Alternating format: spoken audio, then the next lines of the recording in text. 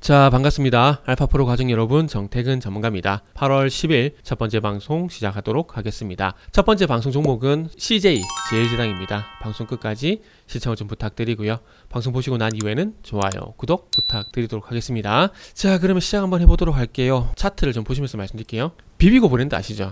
저도 마트 가게 되면 꼭 비비고에 있는 국이라든지 찌개라든지 이런 것들 2+1으로 꼭 사게 되는데요. 이렇게 하게 되면 단가가 한 개당 4,300원 정도 떨어져요. 요즘은 참 물가가 많이 오르다 보니까 점심값도 막 만원 선에서 먹어야 되는데, 이게 뭐 싸다라고 보기는 힘들겠지만 뭐 점심값이 요즘 만원이라는 점을 보게 되면은 그에 비해서는 좀 싸게 느껴지는 것 같아요. 그리고 이제 CJ 제일제당 같은 경우는 코로나를 겪게 되면서 이제 외식 자제, 코로나 때문에 거리두기가 있었지 않습니까? 그러다 보니까 이 거리두기 이런 부분들 때문에 수혜가 예상이 되게 되면서 이렇게 주가 상승이 좀 가파르게 있었습니다. 최저가 그리고 최고가 기준으로 보는 게 무리가 있긴 하지만 14만 8천원에서 49만 8천원까지 올라가게 되면서 3배 넘게 상승이 나왔다고 볼 수 있겠죠. 결국 이런 것들이 코로나 수혜가 좀 있었는데 2021년 8월 6일날 어쨌든 50만원 돌파가 이루어지지 않게 되면서 이중천장을 만들게 되면서 주가가 좀 꺾였죠. 꺾이고 난 이후에 어쨌든 실적이 나오다 보니까 34만 8천원 부분에서 지지력이 나왔습니다.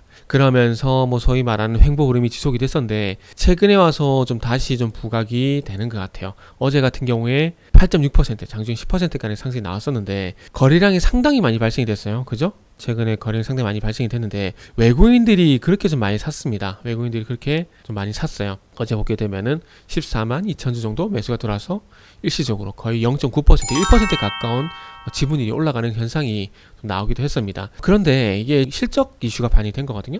저는 솔직히 좀 이런 게 이해가 좀 안 가요. 뭐 제가 이해가 안 간다고 해서 뭐 다 이거를 나쁘다 할 수는 없는 거지만 뭐 시장에서 판단하는 건데, 자, 잘 보세요. 우리나라 같은 경우에는 전년 동기 대비 영업이익 기준으로 실적을 보잖아요. 영업이익은 전년 동기 대비해서 3.6%, 이거는 CJ 대한통운을 뺀 겁니다. 뺀 게 3,934억 이렇게 나왔어요. 전년 동기에 대비 36%가 아니고 3.6%입니다. 참 주식시장이 어려운 게 그때그때 해석이 틀려요. 지금 만약에 CJ 제일제당이 이렇게 쭉 하락하는 구간이었다, 그럼 이런 실적이 나왔다라면은 호실적이라는 얘기를 할까요? 그러니까 분위기가 그렇게 만드는 것 같아요. 어떤 현상에 대해서도. 그러니까 실적이라는 이슈를 한번 예를 들게 되면 실적이 이렇게 뭐 3.6% 증가 이런 식으로 나온다고 하더라도 시기에 따라서 이거를 좋게 봤다가 나쁘게 봤다가 이게 참 어려운 것 같아요. 분명히 잘 나온 건 아니거든요. 물론 연간 기준을 봤을 때 꾸준히 성장하는 건 분명히 있습니다. 연간 기준을 봤을 때 CJ 제일제당 같은 경우도 보시게 되면은, 자 보세요. 연간 기준을 보게 되면 2019년 8,900억, 1조 3천억, 1조 5천억, 올해 1조 7천억, 내년에 1조 8천억. 꾸준히 성장을 해요. 성장하는 건 맞습니다. 그러나 그런 게 있지 않습니까? 이전에 10% 성장했으면은 그 다음에 25%, 그 다음에 50% 이런 부분들을 원하는데, 이런 부분들이 시장을 원하는데 3.6%에 만족을 한다. 그리고 CJ 제일제당의 실적을, 분기 실적을 보게 되면 어쨌든 지금 4천억 전후로 해서 실적이 정체 구간에 들어간 거 맞는 겁니다. 정체 구간에 들어가 있어요. 그러다 보니까 제가 말씀드리고 싶은 거는 참 그런 거죠. 똑같은 실적이라는 똑같은 이슈에도 시장이 좋게 볼 때가 있고 나쁘게 볼 때가 있고, 자기들 보고 싶을 때 좋게 보고 나쁘게 보실 때 나쁘게 보고 이렇다는 거죠. 그리고 3분기 호실적 예상, 그렇게 호실적도 아니에요.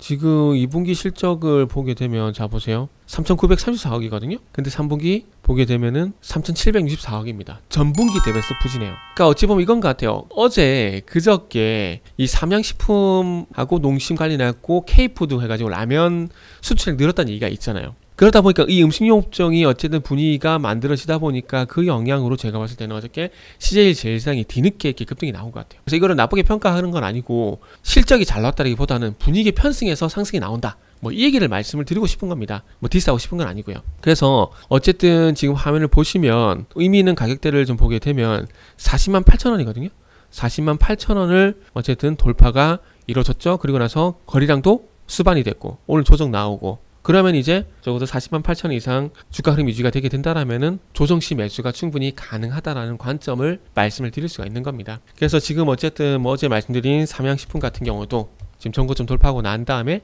조정 거치고 있죠. 그리고 농심 마찬가지죠. 농심도 이제 바닥에서 돌아서려는 흐름이 나오고 있죠. 흐름이 나오게 되면서 오늘 조정 나오고 있죠. 그러니까 조정시 매수 이런 흐름들을 만들어가고 있다는 겁니다. 그래서 분위기를 1차적으로 만들어놨기 때문에 아마 CJ 제일상 같은 경우도 오늘 조정폭이 오늘만 보게 되면서 크게 나오는 것 같지만 어저께 어쨌든 뭐 8%, 8.6% 상승 나온 상황에서 2.6% 조정이면은 뭐 충분히 이 정도는 뭐 하락이 아니라 조정이라 보셔도 될 것 같아요. 그리고 이제 우크라이나 사태가 어쨌든 선반영이 되게 되면서 이제 곡물 가격이 좀 하락을 하고 있습니다. 그래서 곡물 가격이 하락하고 있기 때문에 거기에 대한 어떤 수혜, 하반기 수혜 뭐 이런 부분들도 어제 CJ 제일시장에 호재가 된 것이 아닌가. 그래서 유출을 해볼 수 있을 것 같습니다. 그래서 호재는 이미 예정이 됐던 것지만 이런 것들을 이제 지금에 와서 이런 호재들을 반영시키고 있다라고 보시면 좋을 것 같습니다. 자, 그래서 어쨌든 뭐 결론적으로 말씀드리고 싶은 건 음식료주, CJ 제일제당을 포함한 음식료주 같은 경우는 조정시 매수가 가능하다라는 말씀을 드리도록 하겠습니다.